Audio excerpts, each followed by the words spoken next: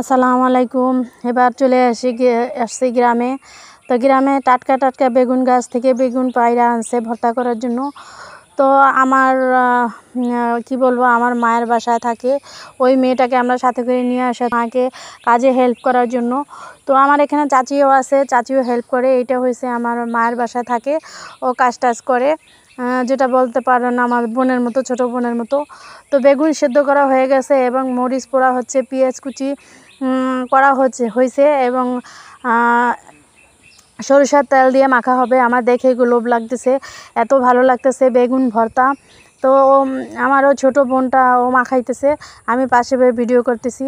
তো অসাধারণ এই বেগুন ভর্তা, গ্রামের বাড়ি, নিজের হাতে গাছ লাগানো এবং ছোট ছোট গাছ, এতে এত বড় বড় বেগুন হয়েছে, না দেখলে বিশ্বাস করবে না। তো আমার চাচি যে বেগুন নিয়ে আসছে, তাতে বেগুন ছোট ছোট করে কেটে সেদ্ধ করে এবার তাকে মাখা হচ্ছে। তো বেগুনগুলো মাখা হচ্ছে দেখে আমার খুব লোভ লাগতেছে এবং খেতে ইচ্ছে করতেছে। এত সুন্দর একটা সরিষার তেলের ঘ্রাণ, খাঁটি সরিষার তেল। আমাদের গ্রামে অবশ্য সব কিছুই অরিজিনাল এবং খাঁটি ঘাইনে ভাঙা সরিষার তেল পাওয়া যায় এবং গাছের থেকে পেড়ে আনা। বেগুন ভর্তা, ডিম ভুনা এবং শুটকি ভর্তা করা হয়েছে। এবার আমরা খুদের ভাত দিয়ে সেটা খাবো। তো আলহামদুলিল্লাহ, গ্রামের বাড়ির চালটা একটু বুঝে নিই, ক্ষেতের চালটা একটু মোটা মোটা হয়, ওটার খুদটাও একটু মোটা মোটা।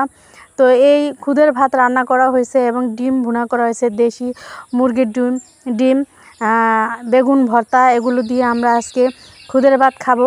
তো অসাধারণ খেতে লাগে, অসাধারণ, না খেলে বুঝবেন না। অবশ্য গ্রামের বাড়িতে যারা যায় এরাই খায় এবং বুঝে। আমরা বোনেরা মিলে সবাই একসাথে পার্টিতে বসে সকালে নাস্তা খাইতেছি, অসাধারণ স্বাদ।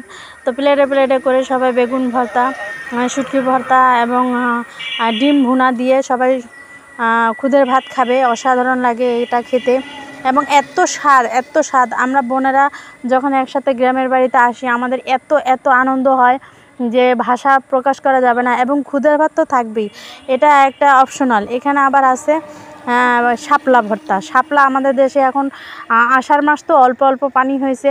অবশ্য আমাদের দেশ কিন্তু চড়া অঞ্চলে না, বাট আমাদের বাড়ি হচ্ছে গরু নদীর পাশেই ছোট ছোট খাল আছে, খালের সাথে জমি আছে, জমিতে ধান লাগানো হয়, ওই জমিতেই ছোট ছোট শাপলা হয়েছে। ওই শাপলাগুলো আমরা বোনেরা মিলে তুলে আনছি, শাপলা ভাজি করা হয়েছে। তো সকালে নাস্তা হয়েছে, এটা আমরা সবাই মিলে একসাথে নাস্তাটা করতেছি।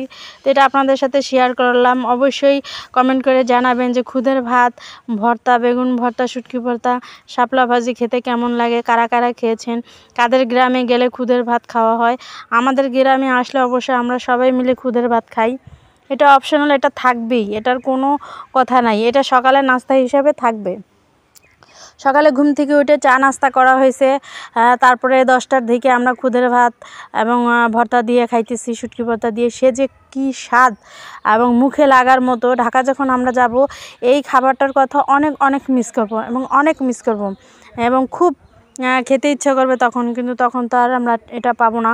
অবশ্য গ্রাম থেকে আমরা খুদ নিয়ে যাই, কিন্তু ঢাকা গ্যাসের চুলায় রান্না করলে এত স্বাদ হয় না। এটা তো লার্কি চুলায় রান্না করা, অসাধারণ স্বাদ। তো খেতে অসাধারণ লাগে। সবাই কমেন্ট করে জানাবেন কারা কারা খুদের ভাত পছন্দ করেন, কারা কারা গ্রামে এসে খুদের ভাত ভর্তা দিয়ে খান। অবশ্য আমাদের গ্রামে এগুলো আমরা খুব পছন্দ করি, খুবই পছন্দ করি। বোনেরা আসলে সবাই মিলে খাই। তো এই যে খাবারটা খাচ্ছি, সবাই দোয়া করবেন। এই যে বোনেরা সবাই একসাথে, বোনের জামাই, আমরা সবাই পার্টিতে বসে খাবার খাই।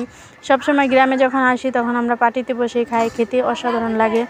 তো সবাই দোয়া করবেন যেন আমরা বারবার এবং গ্রামে আসতে পারে। এটা হচ্ছে আমার বাবার বাড়ি। তো আমি 1 প্লেট খুদের ভাত নিছি। শহরে যখন থাকি এত ভাত কিন্তু কখনোই খাই না, কিন্তু গ্রামে আসার পরে খুদের ভাত, ডিম ভাজি, শাপলা ভর্তা দিয়ে অনেক ভাত খেতে পারি, মাশাল্লাহ। এটা অবশ্য চাপাবাজি না, এটা সত্য কথা। অনেক ভাত খেতে পারি, মোটা চাল হলেও এত ভাত মিষ্টি লাগে, মিষ্টি লাগে, মুখে স্বাদটা লেগে থাকে। শুটকি ভর্তা অনেক ঝাল হয়েছে। তো আমার ওই ছোটো বোনটা শুটকি ভর্তা ঝাল দিছে এত প্রচুর, তারপরেও খেতে অনেক